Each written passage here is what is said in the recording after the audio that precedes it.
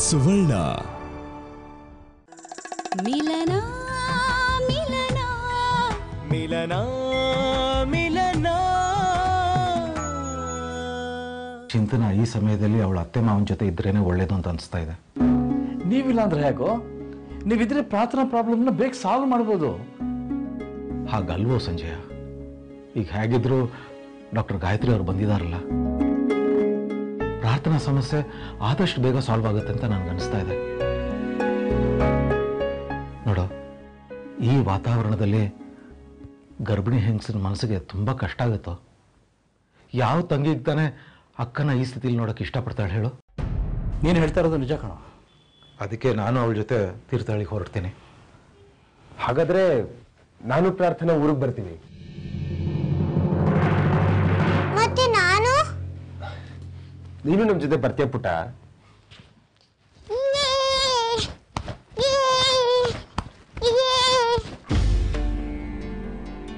ಅಜ್ಜಿ ತಾತ, ಯಾಕೆ, ಏನಾಯ್ತು?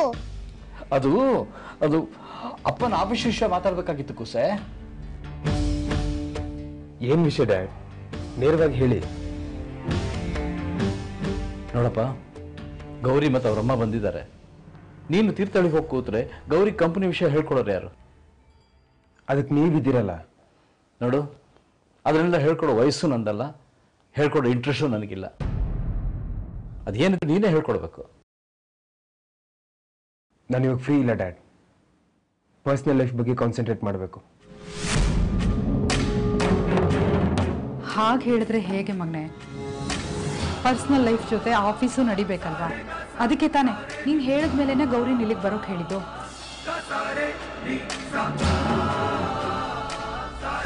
ರೀ, ಅತ್ತೆ ಮಾವ ಇಷ್ಟೊಂದು ಕೇಳ್ಕೊತಾ ಇದಾರಲ್ಲ, ಪ್ಲೀಸ್ ಒಪ್ಕೊಳ್ರಿ.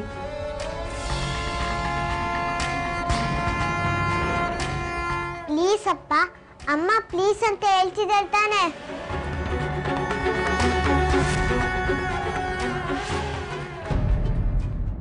ಆಯ್ತು, ನಾನು ತೀರ್ಥಹಳ್ಳಿಗೆ ಹೋಗಲ್ಲ. ಇವಾಗ ಸಮಾಧಾನನಾ? ಓಕೆ, ಆಯ್ತಪ್ಪ. ನೀವೆಲ್ಲ ಕೆಲಸನೂ ಆರಾಮಾಗಿ ಮುಗಿಸ್ಕೊಂಡು ತೀರ್ಥಹಳ್ಳಿಗೆ ಬನ್ನಿ, ನಾವಿನ್ನು ಹೊರಡ್ತೀವಿ. ಅಪ್ಪ, ಚಿಂತು ಇನ್ನೂ ಸ್ವಲ್ಪ ದಿನ ಇಲ್ಲೇ ಇರ್ಬೋದಲ್ವಾ? ಪ್ರಾರ್ಥನಾ ಈಗಾಗಲೇ ತುಂಬ ದಿನ ಇದ್ನಲ್ಲೇ. ಊರಲ್ಲಿ ಅತ್ತೆ ಮಾವ ನನಗೋಸ್ಕರ ಕಾಯ್ತಾ ಇರ್ತಾರೆ. ಇನ್ನೂ ತಡ ಮಾಡಿದ್ರೆ ಬೇಜಾರು ಮಾಡ್ಕೋತಾರೆ. ನಾನು ಹೋಗಲೇಬೇಕು. ಹೌದು ಮಗಳೇ.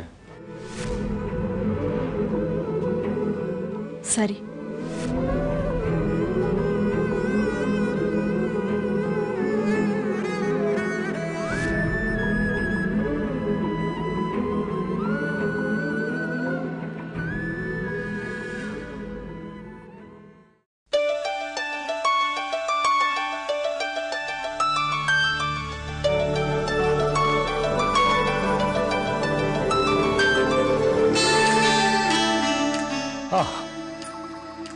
ಚಿಂತನ ಅಶ್ವಥ್ ಹೋಗೋ ಗಡಿಬಿಡಿಲಿ ಗೌರಿ ಮತ್ತು ಅವ್ರ ಅಮ್ಮನ ಇಂಟ್ರೊಡ್ಯೂಸ್ ಮಾಡೋದೇ ಮರ್ತ್ಬಿಟ್ಟಿದ್ದೆ.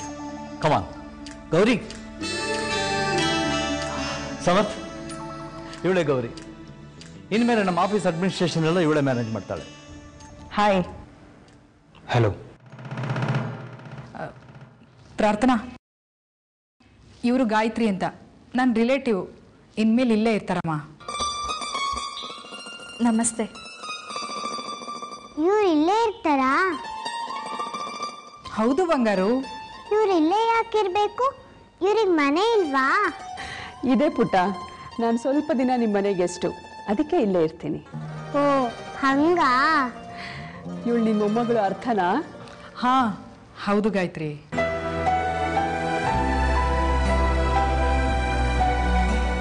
ಹೇಗಿದ್ದೀರಾ ಪ್ರಾರ್ಥನಾ? ನನ್ಗೇನಾಗಿದೆ, ನಾನು ಚೆನ್ನಾಗೇ ಇದ್ದೀನಿ. ಗುಡ್. ಯಾಕೆ ಇವರು ನನ್ನನ್ನು ವಿಚಿತ್ರವಾಗಿ ನೋಡ್ತಿದ್ದಾರೆ? ಸಮರ್, ನೀನು ಈಗಲೇ ಗೌರಿಗೆ ಆಫೀಸ್ ಪರಿಚಯ ಮಾಡಿಸು. ನೀನು ಫ್ರೀ ಇದ್ದಾಗ ಅವಳನ್ನ ಗೈಡ್ ಮಾಡು. ಸಾರಿ ಡ್ಯಾಡ್, ಇವಾಗ ಆಗಲ್ಲ. ಇನ್ನು ಅರ್ಥಂಗೆ ಹೋಮ್ವರ್ಕ್ ಮಾಡಿಸ್ಬೇಕು, ರೈಮ್ಸ್ ಹೇಳ್ಕೊಡ್ಬೇಕು. ನಡಿ ಕಂದ, ಬಾ ಪ್ರಾರ್ಥನಾ. ಸಮರ್ಥ್, ಸಮರ್ಥ್, ಸಮರ್ಥ್.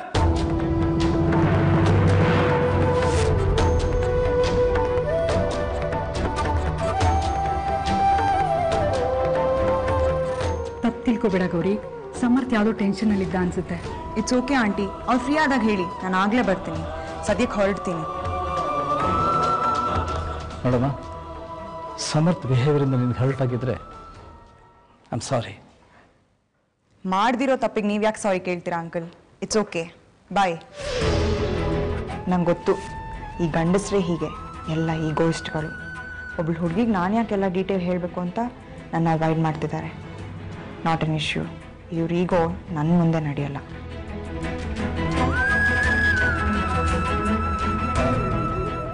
ಗಾಯತ್ರಿ, ನಿನ್ನ ಮಗಳು ಬೇಜಾರು ಮಾಡ್ಕೊಳ್ಳಿಲ್ಲ ತಾನೇ? ಅವಳ ಪಾಡಿಗಳನ್ನ ಬಿಡಿ. ಅವಳು ಈಗೋಯಿಸ್ಟೇ. ತನಗೆ ಇಂಪಾರ್ಟೆನ್ಸ್ ಸಿಗಲಿಲ್ಲ ಅಂತ ಹೊರಟ್ಬಿಟ್ಟಿದ್ದಾಳೆ. ಅದನ್ನೆಲ್ಲ ತಲೆಗೆ ಹಚ್ಕೋಬೇಡಿ. ಮನುಷ್ಯನ ಮನಸ್ಸನ್ನು ಎಕ್ಸ್ಪ್ಲೋರ್ ಮಾಡೋಕ್ಕೆ ಹೋದರೆ ಇಲ್ಲಿ ಪ್ರತಿಯೊಬ್ಬರು ಹುಚ್ಚರೆ.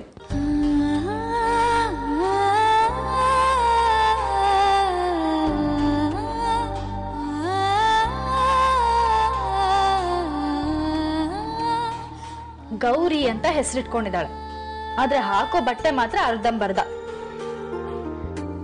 ಎಲ್ರೂ ಪ್ರಾರ್ಥನಾ ಅಲ್ವಲ್ಲ? ಏನ್ರಿ ಹಂಗಂದ್ರೆ? ಮನ್ಸಿಗೂ ಹೆಸರಿಗೂ ಸಂಬಂಧ ಇಲ್ಲ ಪ್ರಾರ್ಥನಾ. ಮನ್ಸು ನಾವು ಹೇಗಿರ್ಬೇಕು ಅಂತ ಹೇಳತ್ತೋ ನಾವು ಹಾಗಿರ್ತೀವಿ. ಏನೊಬ್ಬ ನೀನು ಗೌರಿ ತರನೇ ಬಟ್ಟೆ ಹಾಕೋತೀಯ? ಏನ್ರಿ ನೀವು, ಬಿಡ್ತು ಅನ್ನಿ. ನಾನು ಪ್ರಾರ್ಥನಾ. ನಿನ್ನ ಮನ್ಸು ನೀನ್ ಹೀಗಿರ್ಬೇಕು ಅಂತ ಹೇಳತ್ತೆ, ಅದಕ್ಕೆ ನೀನ್ ಹೀಗಿದ್ಯಾ. ಸಿಂಪಲ್. ಆದ್ರೂ ಅಪ್ಪ ಅಮ್ಮ ಇಟ್ಟಿರೋ ಹೆಸರಿಗಾದ್ರೂ ಮರ್ಯಾದೆ ಕೊಟ್ಟು ಬಟ್ಟೆ ಹಾಕೋಬೇಕು ತಾನೆ.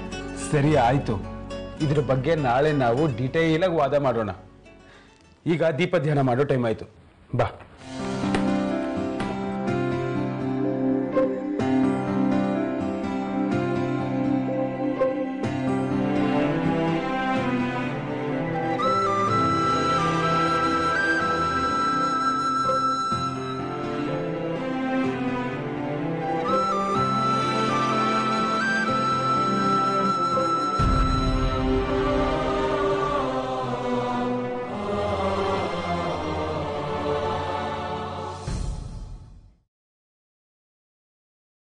ಕೂತ್ಕೋ.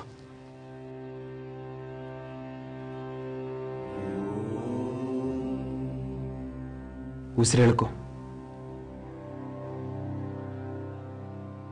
ಈಗ ನಿನ್ನ ಮನಸ್ಸಲ್ಲಿರೋ ಯೋಚನೆಗಳನ್ನೆಲ್ಲ ಬಿಡ್ತೀನಿ, ನಿನ್ನ ಮನಸ್ಸನ್ನು ಸ್ವಲ್ಪ ಹೊತ್ತು ಕೂಲಾಗಿ ಇಡ್ತೀನಿ ಅಂತ ಡಿಸೈಡ್ ಮಾಡು.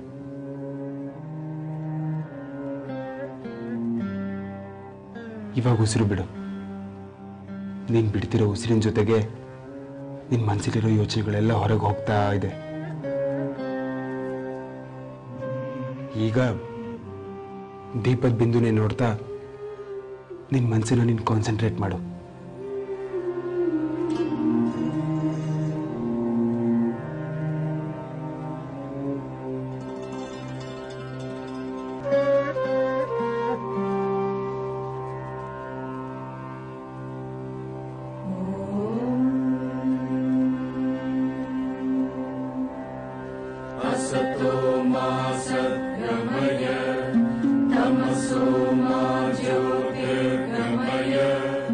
ರಿಲ್ಯಾಕ್ಸ್.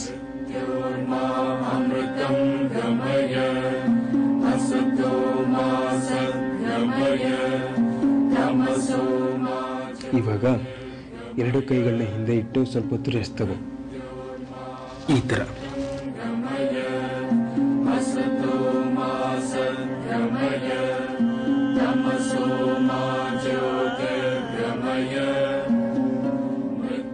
ಇವಾಗ ಹೇಗನ್ನಿಸ್ತದೆ? ದೀಪ ಧ್ಯಾನ ಮಾಡೋಕ್ ಶುರು ಮಾಡಿದ್ಮೇಲೆ ಮನ್ಸು ನನ್ನ ಹತೋಟಿಗೆ ಬರ್ತಾ ಇದೆ ಅನಿಸ್ತಾ ಇದೆ. ತುಂಬಾ ಆರಾಮಾಗ್ತಿದೆ ರೀ. Very good. ನನಗೂ ಮನಸ್ಸು ಎಷ್ಟು ಕೂಲಾಗಿರುತ್ತೆ ಗೊತ್ತಾ? ಎಲ್ಲ ಟೆನ್ಷನ್ಸು ಹೊರಟೋಗುತ್ತೆ. ನಿಜ ರೀ. ನನ್ನೊಂದು ಚಿಕ್ಕ ಆಸೆ ಇದೆ, ನಡೆಸ್ಕೊಡ್ತೀಯಾ? ಏನ್ ಹೇಳಿ? ಇವತ್ತು ರಾತ್ರಿ ಈ ಹಿಂದೆ ಯಾವತ್ತೂ ಮಾಡ್ದಿರೋ ಹಾಗೆ ನೆಮ್ಮದಿಯಾಗಿ ನಿದ್ದೆ ಮಾಡಬೇಕು. ಮಾಡಿ. ಇದ್ರಲ್ಲಿ ನನ್ನನ್ನು ಕೇಳೋದೇನಿದೆ? ನಿನ್ಗೆ ಎಚ್ಚರ ಆದ್ರೆ ನಾನು ಎದ್ಬಿಡ್ತೀನಿ. ಸೊ ನೀನು ಎದ್ದೇಳೋ ಹಾಗಿಲ್ಲ. ಸರಿ. ಬೆಥೋವೆನ್ದು ಮ್ಯೂಸಿಕ್ ಹಾಕ್ತೀನಿ. ಅದ್ರ ಕೇಳ್ತಾ ಇದ್ರೆ ಮನ್ಸಿಗೆ ಇನ್ನಷ್ಟು ಹಿತ ಆಗತ್ತೆ. ಹಾಗೆ ನಾವಿಬ್ರು ನಿದ್ದೆ ಮಾಡೋಣ, ಏನಂತೀಯ? ನೀವು ಹೇಗೆ ಹೇಳ್ತೀರೋ ಹಾಗೆ.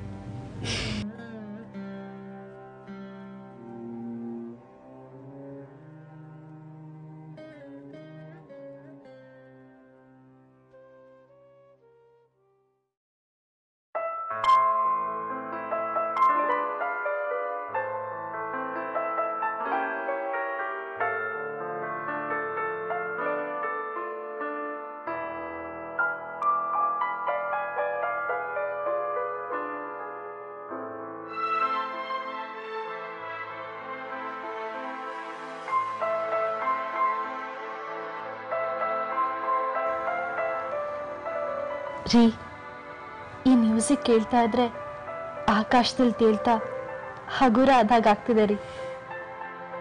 ಅದೇ ಮ್ಯೂಸಿಕ್ ಸ್ಪೆಷಾಲಿಟಿ. ಎಂಜಾಯ್ ಮಾಡ್ತಾ ನಿದ್ದೆ ಮಾಡು.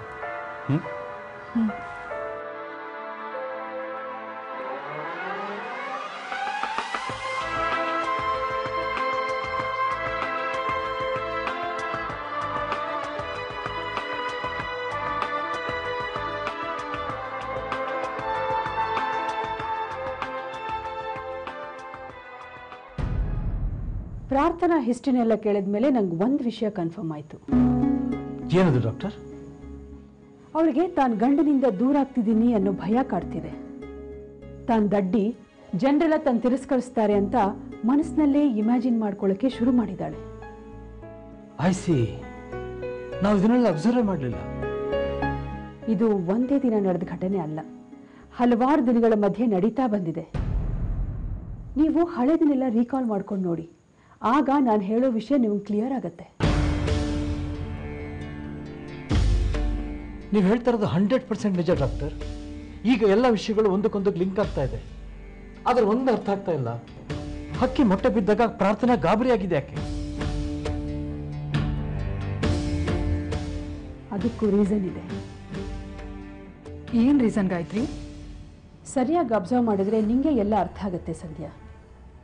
ಈಗ ಪ್ರಾರ್ಥನಾ ಪ್ರತಿಯೊಂದು ವಿಷಯನೂ ತನ್ನ ಬದುಕಿನ ಜೊತೆ ಹೋಲಿಸ್ಕೊಳ್ಳೋಕೆ ಶುರು ಮಾಡಿದಾಳೆ. ಹಕ್ಕಿ ಮೊಟ್ಟೆನ ತನ್ನ ಬದುಕಿನ ಜೊತೆ ಹೋಲಿಸ್ಕೊಂಡು ಎಲ್ಲಿ ತನ್ನ ಬದುಕು ಹಕ್ಕಿ ಮೊಟ್ಟೆ ತರ ಒಡೆದು ಹೋಗುತ್ತೋ ಅನ್ನೋ ಭ್ರಮೆಲ್ ಬದುಕ್ತಿದ್ದಾಳೆ. ಮಿಲನ ಮಿಲನ ಮಿಲನ ಮಿಲನ. ಹಕ್ಕಿ ಮೊಟ್ಟೆನ ತನ್ನ ಬದುಕಿನ ಜೊತೆ ಹೋಲಿಸ್ಕೊಂಡು ಎಲ್ಲಿ ತನ್ನ ಬದುಕು ಹಕ್ಕಿ ಮೊಟ್ಟೆ ತರ ಒಡೆದು ಹೋಗುತ್ತೋ ಅನ್ನೋ ಭ್ರಮೆಲ್ ಬದುಕ್ತಿದ್ದಾಳೆ. ಹಾಗಾದ್ರೆ ಇದಕ್ಕೇನು ಮೆಡಿಸನ್ ಗಾಯತ್ರಿ? ಕ್ಲಿನಿಕಲ್ ಸೈಕಾಲಜಿನಲ್ಲಿ ನಾವು ಇದಕ್ಕೆಲ್ಲ ಮೆಡಿಸಿನ್ಸ್ ಅಡ್ವೈಸ್ ಮಾಡ್ತೀವಿ. ಆದರೆ ಇದು ಬರೀ ಮೆಡಿಸಿನ್ಗೆ ವಾಸಿಯಾಗೋ ಕಾಯಿಲೆ ಅಲ್ಲ. ಆದ್ರೆ ಇದನ್ನು ಹೇಗೆ ವಾಸಿ ಮಾಡ್ಬೋದು ಡಾಕ್ಟರ್? ಕೌನ್ಸಿಲಿಂಗ್ ಇಂದ ಕಂಟ್ರೋಲ್ ಮಾಡ್ಬೋದಾ? ಅದು ಕಷ್ಟನೇ. ಆದರೆ ಪೇಷಂಟ್ ಜೊತೆ ಮಾತಾಡೋಕ್ಕೆ ಸಾಧ್ಯ ಆಗಿ ಅವ್ರಿಗೆ ಈ ಥರ ಸಮಸ್ಯೆ ಇದೆ ಅಂತ ನಾವು ಮನವರಿಕೆ ಮಾಡಿಕೊಟ್ರೆ ರಿಕವರ್ ಆಗೋ ಚಾನ್ಸಸ್ ಜಾಸ್ತಿ ಇದೆ. ಆದರೆ ಈ ವಿಷಯವಾಗಿ ಸಮರ್ಥ ಪ್ರಾರ್ಥನಾ ಹತ್ರ ಮಾತಾಡೋಕ್ಕೆ ನಾವು ಸಾಧ್ಯನೇ ಇಲ್ಲ. ನಾವು ಮಾತಾಡಬೇಕಾಗಿರೋ ಬಾಗಿಲನ್ನೆಲ್ಲ ಸಮರ್ಥ ಆಗಲೇ ಕ್ಲೋಸ್ ಮಾಡಿಬಿಟ್ಟಿದ್ದಾನೆ. ಡೋಂಟ್ ವರಿ, ಆ ವಿಷಯನ ನನಗೆ ಬಿಟ್ಬಿಡಿ. ಸಮರ್ಥ ಜೊತೆ ನಾನು ಮಾತಾಡ್ತೀನಿ. ಅಷ್ಟು ಮಾಡಿ ಡಾಕ್ಟರ್. ನಮಗೆ ನಮ್ಮ ಸೊಸೆ ಆದಷ್ಟು ಬೇಗ ರಿಕವರ್ ಆಗಬೇಕು. ಅವಳನ್ನು ಈ ಸ್ಥಿತಿಲಿ ನೋಡೋಕ್ಕಾಗ್ತಿಲ್ಲ. I can understand. Be brave.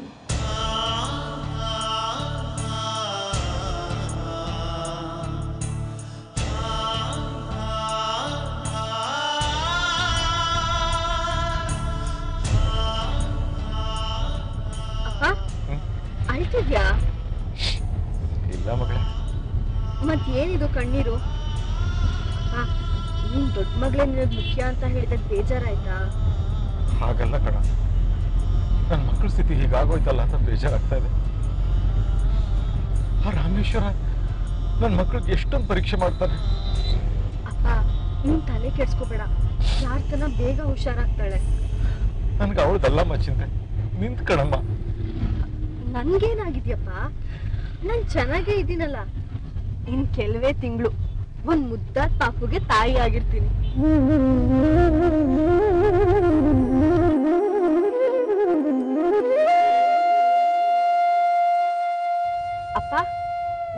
ಏನಾಯ್ತು? ಮೊನ್ನೆಯಿಂದ ನೋಡ್ತಿದ್ದೀನಿ.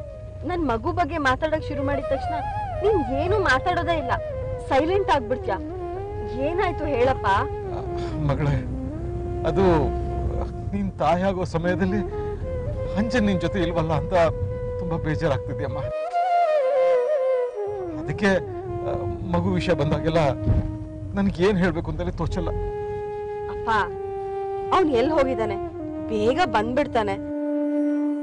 ನನ್ಗಿಂತ ಜಾಸ್ತಿ ಈ ನನ್ ಪುಟ್ಟ ಕಂದ ಅವನನ್ನ ಮಿಸ್ ಮಾಡ್ಕೋತೈತೆ. ಇದ್ ಯಾವಾಗ ಈ ಭೂಮಿಗೆ ಬರುತ್ತೆ ಅಂತ ನಾನು ಅವನು ಇಬ್ರು ವೇಟ್ ಮಾಡ್ತಾ ಇದೀವಿ.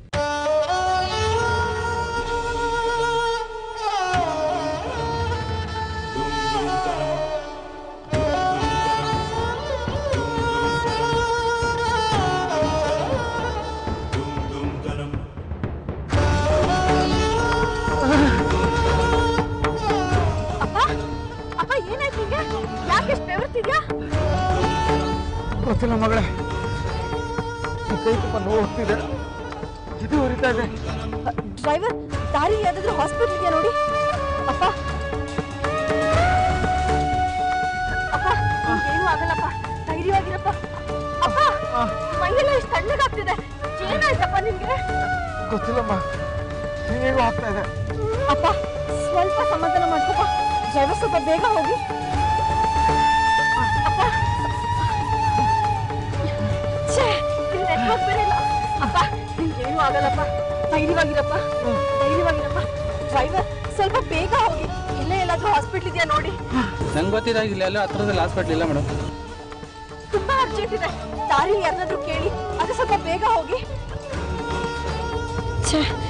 ಯಾಕೆ ಇಷ್ಟೊಂದು ಒದ್ದಾಟ ಆಗ್ಬಿಟ್ಟಿದೆ ನನ್ನ ಲೈಫು? ಇದಕ್ಕೊಂದು ಕೊನೆನೇ ಇಲ್ವಾ?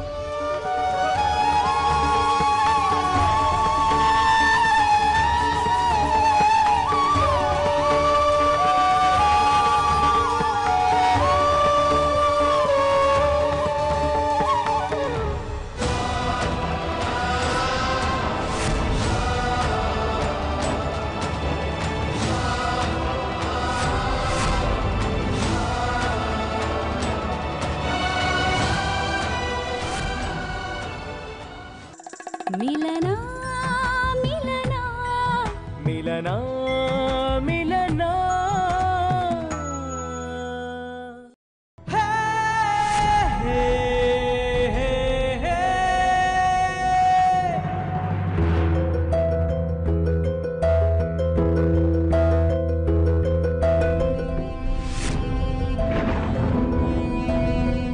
ಯಾಕ್ರಿ ಅಲ್ಲಿಗೆ ಹೋಗಿ ಮಲ್ಕೋತಿದ್ದೀರಾ?